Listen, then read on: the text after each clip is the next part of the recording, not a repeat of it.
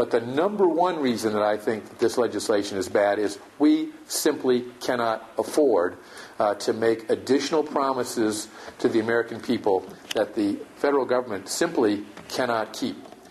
We have right now many, many programs here that benefit many American citizens that are on automatic pilot.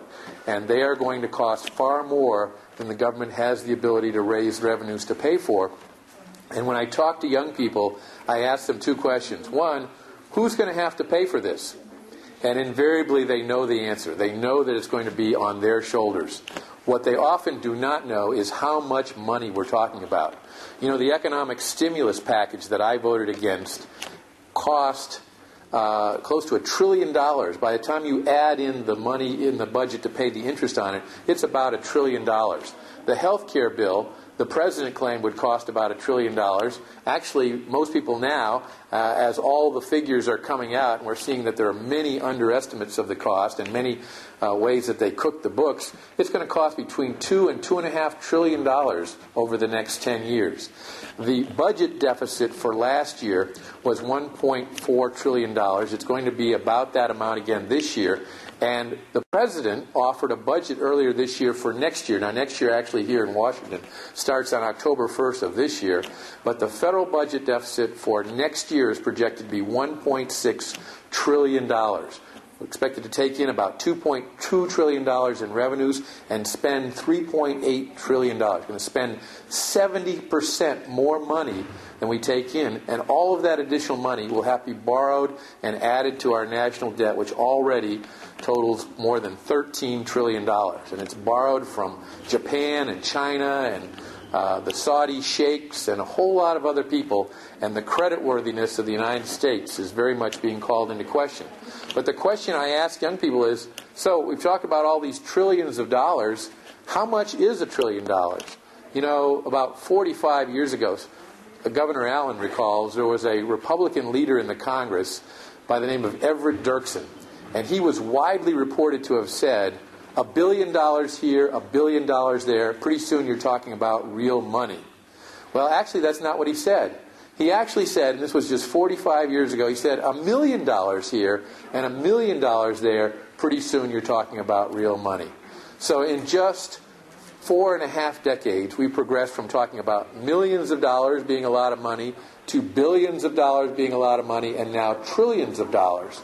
So how much is $1 trillion? I asked some of the students, if you had a stack of $1,000 bills 4 inches high, how much money would that be? Well, if that's nice, freshly printed, tightly packed $1,000 bills, most people have never seen a $1,000 bill. I'm not even sure they print them anymore. 4 inches high, that would be $1 million. So then I said, how high would that stack of $1,000 bills have to be to total just $1 trillion? Not the 13 trillion that we owe, but just $1 trillion. And one young lady raised her hand. She said, would it be about 12 inches? And a fellow in the back of the room laughed. And he said, no, it'd be more like about 20 feet. Well, those of you who understand mathematics a little better know that a billion is 1,000 times a million, and a trillion is 1,000 times a billion, or 1,000,000 times $1 million. That's $1 trillion. So that stack of $1,000 bills that would be 4 inches high for $1 million would have to be 4 million inches high for $1 trillion. Now, 4 million inches divided into miles works out to 63 miles high. Imagine a stack of not $1 bills, but $1,000 bills stacked up 63 miles high. That reaches all the way up into outer space. And that is what this administration is doing. And that is why we are working very hard to get the support here in the Congress to cut back on government spending, not increase it, not set up new entitlement programs like this health care bill, but come up with the votes so we can try to repeal that legislation and replace it with common sense reforms that aren't even in that bill, like medical liability reform, to cut down on the amount of defensive medicine that doctors and hospitals order up each year that costs tens of billions of dollars, and adds tremendously to the health insurance premiums that they have. So those are the kind of things that we need to be doing here. And we need to be forming a new framework here in Washington in which government can operate.